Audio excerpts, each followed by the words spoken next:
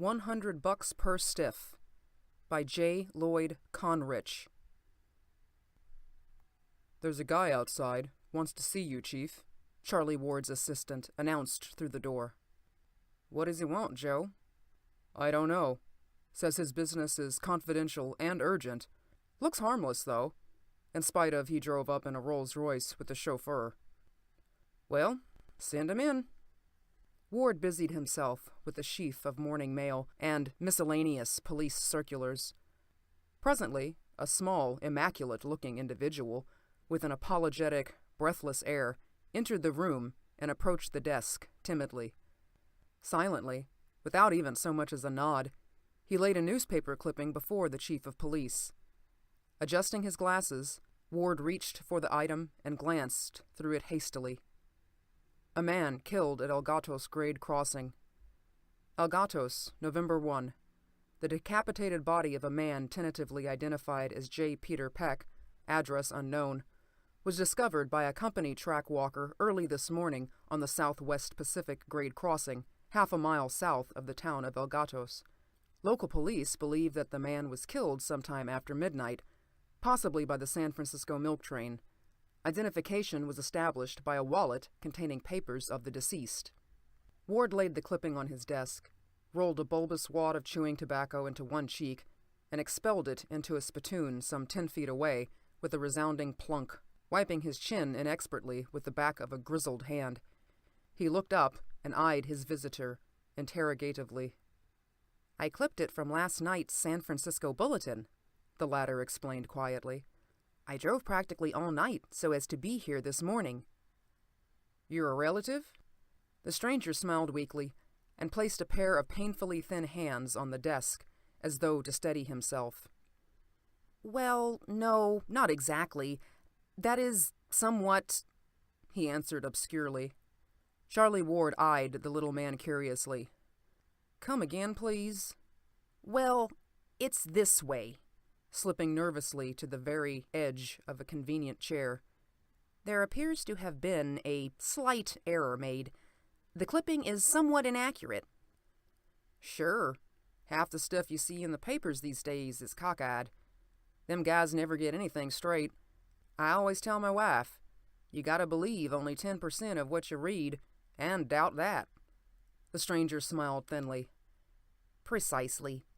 Now, the real truth of the matter in this particular case is that I happen to be J. Peter Peck, and to the best of my knowledge, I am not dead. In fact, I take issue with someone who questioned the fact. I therefore feel that the report has been exaggerated, just a tiny bit, at least. He paused for breath. I thought you'd like to know. Ward arched his brows and smiled calmly. As a veteran police officer, he was used to surprises. Well now, that's one for the book, ain't it?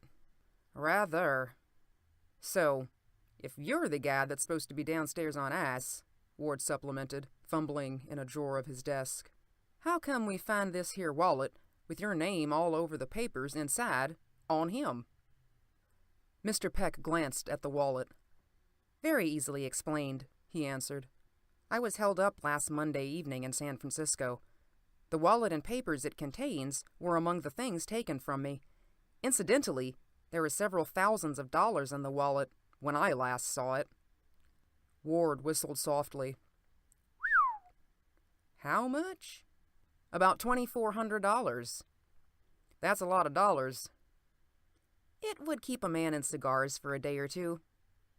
And this guy, after he stuck you up, Ward reasoned, left Frisco and come north, or he had the bad luck to meet with an accident. Precisely.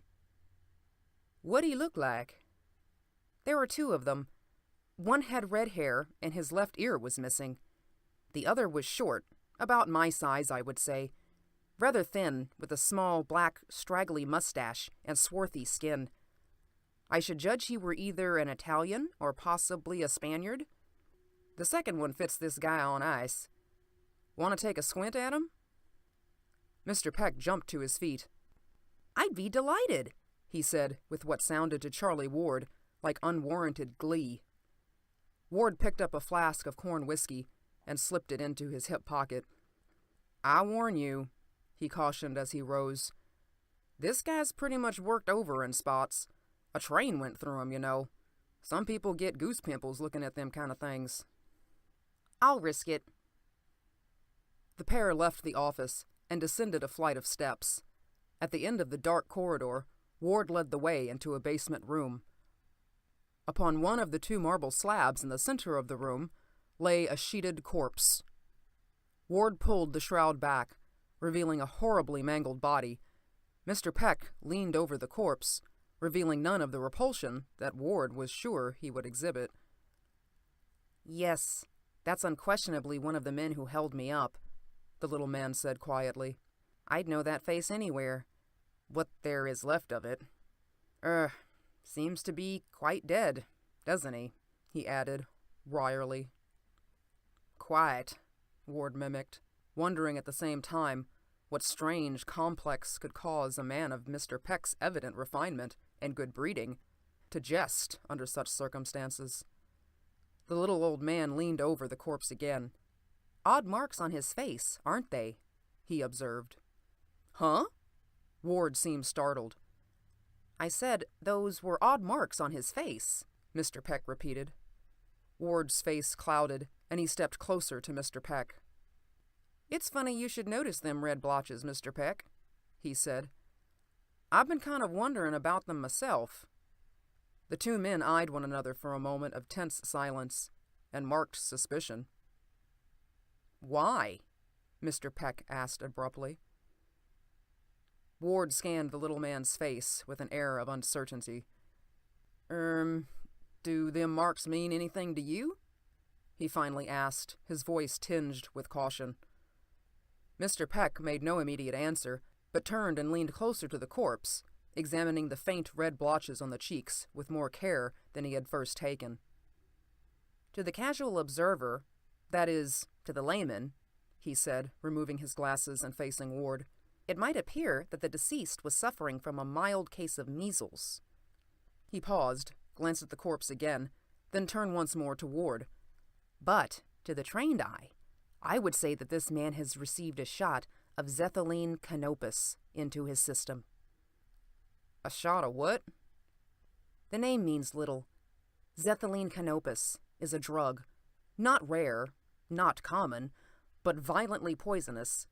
Contact even to the lips or to a flesh abrasion will bring about practically instantaneous paralysis of the cardia. The little man blinked. The heart, I refer to.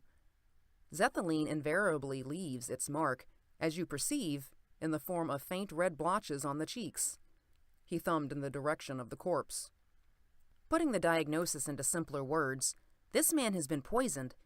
He died from the effects of the poison, as is indicated by the slight carmine tinge to the blood. The effect of this poison on the bloodstream is similar to that caused by asphyxiation by coal gas or a similar substance, only not quite so brilliantly red.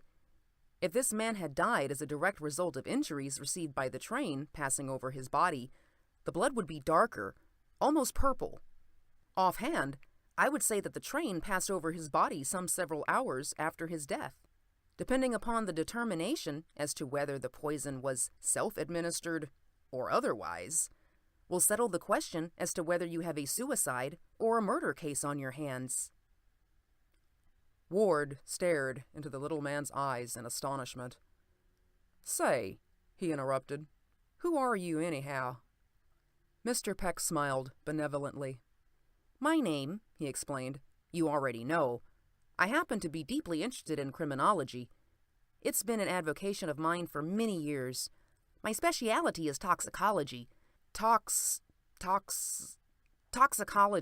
the study of poisons. The circumstances of this particular case are unusually close to home, and I feel a personal interest. He paused and peered into Ward's face hesitantly, and then added, in a voice that half pleaded and half apologized, Would you allow me to, work with you in this matter, Mr. Ward? I'd expect no pay, of course, he hastened to add. And I can assure you that my efforts will be sincere and my intentions entirely honorable. My only interest is in clearing up the matter, or at least attempting to do so, for the fun of doing it." "Some fun, all right," Ward observed wryly. "But at that price, the county can't lose much. You're hired." "That's fine," Mr. Peck enthused, his eyes shining brilliantly. He rubbed his palms together briskly. "Can I tell you how deeply grateful I really am?" "Okay, Mr. Peck," with a shade of doubt. "It's your funeral. The paper says so." "Now, first I must make a test to satisfy myself that xethylene canopus was the actual cause of death. There are a few things I need. A glass, an ordinary water glass will do, a small quantity of commercial alcohol, and a bit of lime water.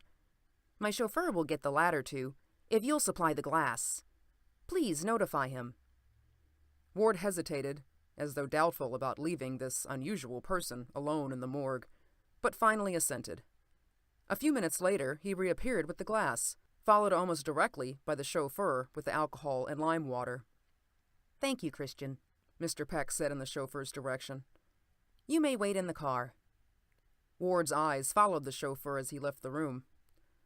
"He's a big guy, all right," he observed, thumbing towards the vanishing driver. "Sure must have ate his mush every morning when he was a little boy.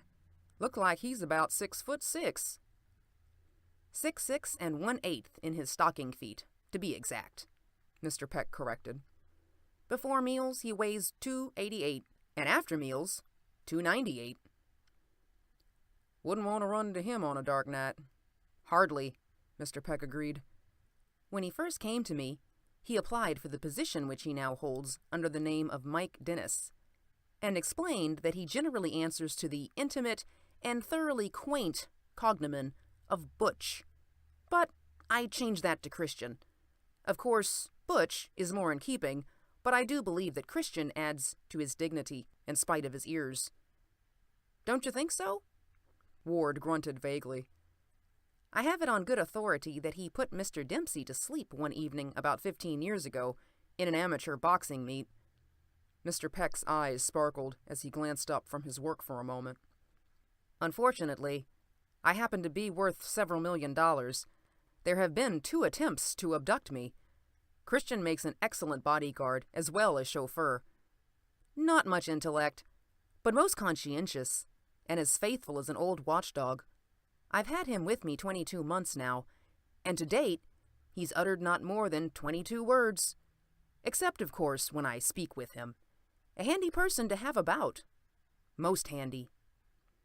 By now, Dr. Peck had sterilized the glass with the alcohol and was prepared to make his test. "In the glass," he explained, holding the object towards the light, "I have poured some lime water. By blowing one's breath into the liquid through a common cigarette holder, and the lime water becomes a milky white, thusly," and he suited the action to the word. "The balance of the test is quite simple. Several drops of the deceased coagulated blood are now added to the water. As you see, there is no change. In a moment, I will add a little alcohol.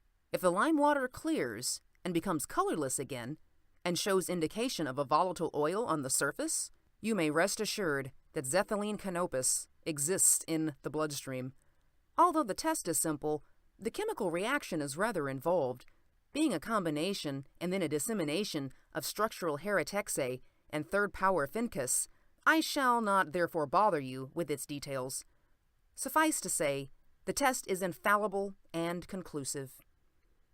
Ward scratched his head in hopeless perplexity and stared in mild anticipation, mingled with a great deal of skepticism, as Mr. Peck poured a small quantity of alcohol into the glass. Immediately the liquid became pure and colorless, and the surface indicated a distinct oily film. "All of which bears me out," Mr. Peck said quietly, placing the glass on the table. "This man has been poisoned. Our next step is to determine whether the poison was self-administered or otherwise." Just a minute, Mr. Peck," Ward interrupted, raising his hand. "There's a couple things here I ought to explain." Ward floundered for a moment of hesitancy. "You see, it's this way. For about 20 years now, about 12 people a year have died in this here town. 1 a month. That's the average. Yes. Yes? Mr. Peck interjected interestedly. But in the last month, 11 people have turned in their rain checks. This guy's the 12th, which more or less upsets the law of averages. That's just what I'm getting at. But what's worse is that 10 out of these 12 met with deaths from accidents of one kind or another. Just how do you mean? Well, this guy, for instance, motioning towards the slab, was bumped by a train. The rest met with other accidents ranging all the way from hit and run down the line to falling off haylofts and being kicked in the head by a mule. Nobody's seen any of the accidents, but the evidence was such that you couldn't help but see what happened. For instance, the guy that was kicked by a mule, he had a hoof mark on his head, and his mule had a bloody hoof. The hit-and-run guy we found in the middle of the highway. Coincidence. Accidents almost invariably occur in 3s and 4s. Sure, 3s and 4s, but not 10s and 12s. But there's something else. Yes? Charlie Ward moved a little closer and glanced behind him as he spoke. Of the 10 men who met with accidents, he said, 9 had these red marks on their cheeks. Excellent. Gorgeous. Mr. Peck enthused through grinning lips. A multiple murder. Nothing could be clearer or more fortunate. Well, you may be tickled, Mr. Peck, but I ain't. Several of the victims were close friends of mine. Mr. Peck's attitude changed at once. I'm deeply sorry, Mr. Ward, he apologized. My enthusiasm carried me away for the moment. Please, proceed. Ward nodded and went on. At first, I didn't think very much about these blotches, but when this guy was brought in this morning, I began to get kind of nervous. As a matter of fact, I was just going to phone Frisco for help when you come in. Mr. Peck nodded and smacked his lips thoughtfully. He removed his glasses and wiped them slowly and carefully, polishing each lens with meticulous care. And, of course, you have a coroner or medical examiner of some kind, he finally said. Oh, sure. Old Doc Krause handles the cases for the whole county when they come up. There ain't enough to keep 'em on full time, but we send for 'em whenever we need 'em. He makes the examination and runs the inquest. What did he think about the red blotches on the faces of the 9 corpses? Nothing. To tell you the truth, I never thought enough about 'em to bring 'em up. And he's never mentioned it to you? No. I can't possibly conceive of anyone missing them. The doc's getting pretty old, Ward explained. He don't see so good. We've been trying to get a younger Sawbones for a long time, but nobody has the guts to tell him he was fired, I guess. He was born here, lived here for 72 years. He's a nice enough old guy. Matter of fact, everyone sort of looks up to him like the town granddad. He's a kindly old duffer, always doing things for folks and going out of his way to help a neighbor and things like that. I'll send for him and ask him if he noticed the marks, and what he thinks about 'em. No, I'd prefer it if you didn't. For the present, let's work quietly. As far as I'm concerned, everybody's under suspicion, and any word getting out that we're working on the case might spoil things. Old Doc Krause under suspicion, Ward scoffed with a loud guffaw. Say, that's rich. Why, I'd trust him ahead of my own dad. And that's saying a lot. Why, he brought me into this world 42 years ago. Used to spank me when I was a kid and needed one. Why, I did not say I suspected Dr. Krause, Mr. Peck interrupted. I merely inferred that everybody was under suspicion until we began to find something definite to go on. The reasons, I believe, are obvious. I get you, Mr. Peck. Now then, the inquest has been performed in this last case? Yes, early this morning, just before you got here. They handed down a verdict of accidental death. Have you made any attempts to identify the corpse? Certainly. We figured it was you on account of the papers. We've been trying to trace you through the Frisco police. So far, no information has come in. That's quite possible. I lead a very quiet life. Live at a bachelor club, and I'm not listed either in the phone book or the city directory. I sent prints to the El Frisco police. If this guy's got a record, we'll know who he is pretty quick." "That's fine." Mr. Peck stood for a moment, with a thoughtful finger to his lips. "I think we'll just visit the spot where the body was discovered," he decided abruptly. "We can go in my car." 10 minutes later, J. Peter Peck, accompanied by Charlie Ward and followed by Christian, stepped from the machine at a point opposite the spot where the body had been found. "A machine has stopped here at the side of the road quite recently," Mr. Peck offered, pointing to the tire marks in the dust. "The occupant, as is indicated by those very clear footprints, stepped from the car, crossed the ditch, and walked to the railroad tracks. He was a heavy man at that, or at least he had big feet, and they turned out more than the feet of the average person." Charlie Ward nodded in agreement. "Now, if you look closely," Mr. Peck went on, "you will observe that there are two sets of footprints, one coming and one going. The return prints, significantly, are not as clear as those that go to the tracks, indicating that he was carrying a load to the tracks, but did not return with it." He glanced at Ward for a moment, then added, "It is pretty obvious what that load was, all of which gives us practically undeniable proof that a murder was committed. The deceased died of poison. We have definitely established that point, and his body was placed upon the tracks to conceal the fact, or to attempt to do so. If the deceased had walked to the tracks himself, which of course he didn't because these are not his footprints, there would obviously be no return prints. Dead men, especially decapitated dead men, seldom, if ever, retrace their steps."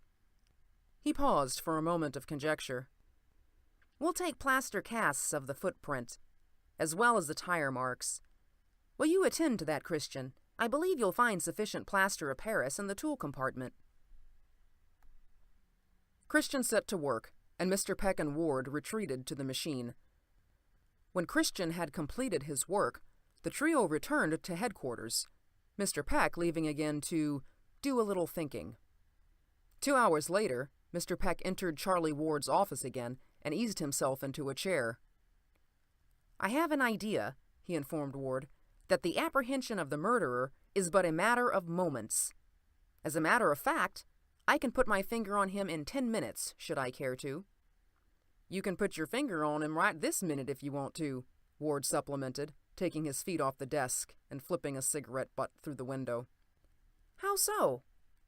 Ward unlocked a drawer in his desk and drew out a tin box from which he produced a thickly padded envelope. "I've been doing a little scientific snooping myself," he announced with a proud, ear-to-ear grin. "That's extremely gratifying." Ward thumbed toward a cigar butt in an ashtray. "That," he said, "is what's left of a cigar you gave me this morning. It gives off a pretty thick aroma." "It ought to. They cost me $1 each." "Just take a whiff of this," Ward said, handing the envelope to Mr. Peck. The latter smelled cautiously. "Why, it, smells like my cigars." "Exactly. Now, take a squint in the envelope." Mr. Peck opened the envelope and extracted a sheaf of currency. "There's about 24 grand there," Ward offered. "All of which is mine. It's the money that was taken from me when I was held up. I had the wallet and several of the cigars in the same pocket. The currency evidently became impregnated with the odor of the cigars. Where did you get it?" Ward shuffled leisurely through some papers, finally producing a telegram. "This wire," he said, flourishing the message with an extravagant gesture, "came in from the Frisco police while you were out.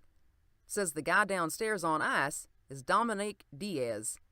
He was a guest at San Quentin up to 4 days ago, where he was serving 10 to 50 years for some mistakes he made when he was younger."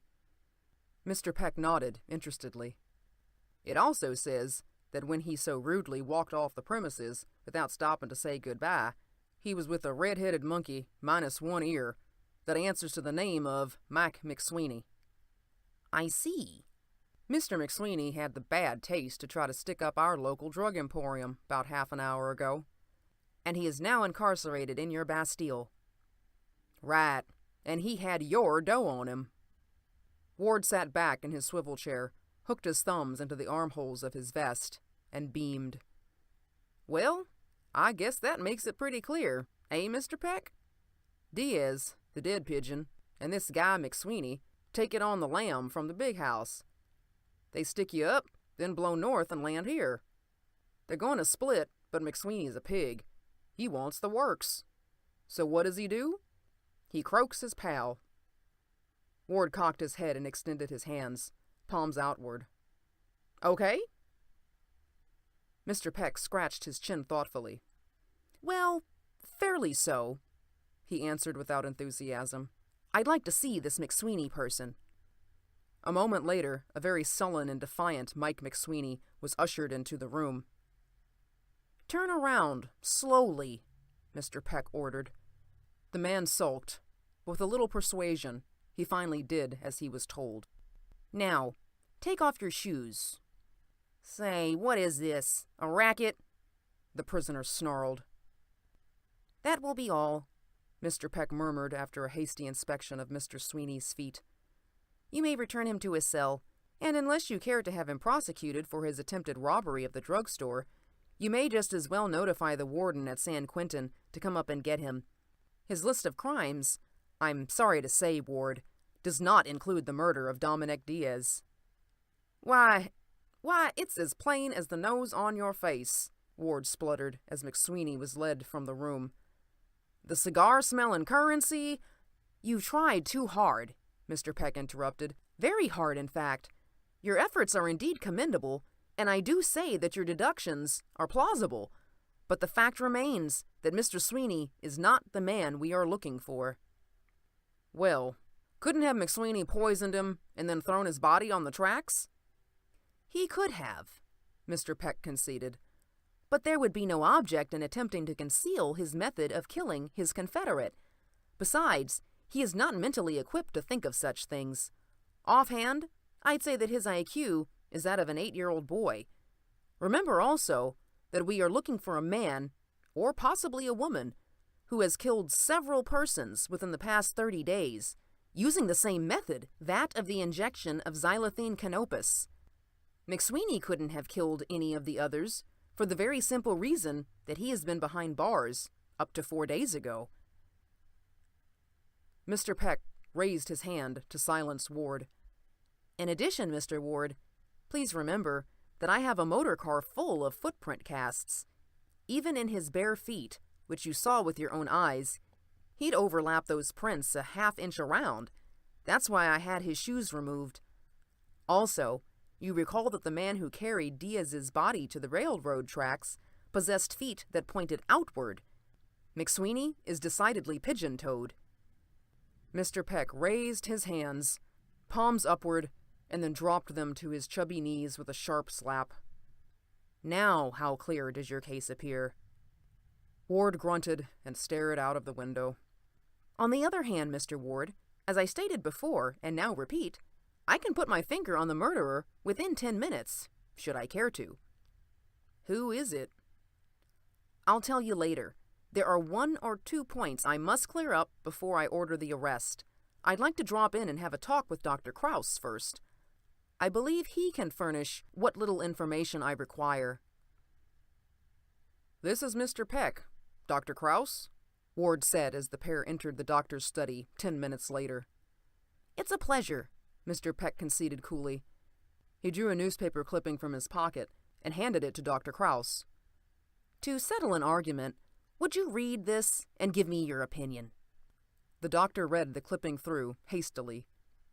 "Why, tree panning is nothing new," he scoffed.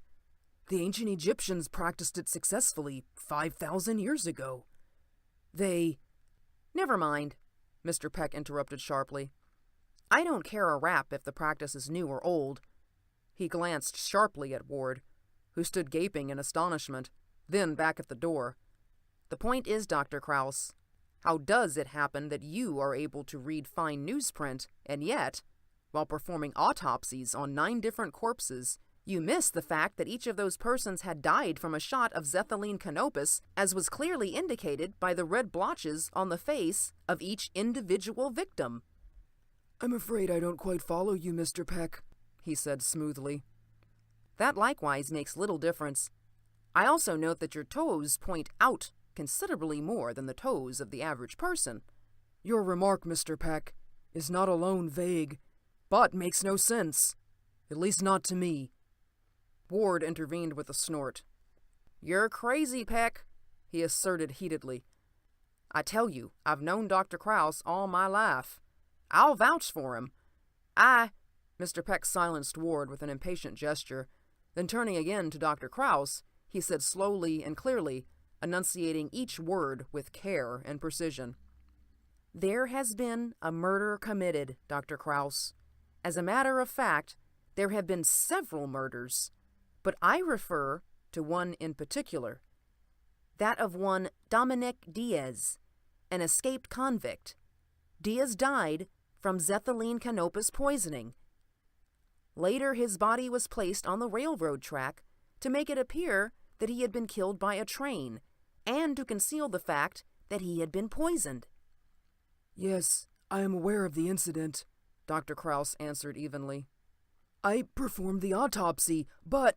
And you also murdered this man, Dr. Krause. Mr. Peck glared into the doctor's eyes as he shot the accusation. The old man sucked in a great breath and fell back a step, and Ward saw, to his deep consternation, that the kindly light that had shone in Dr. Krause's eyes for many a year was no longer there.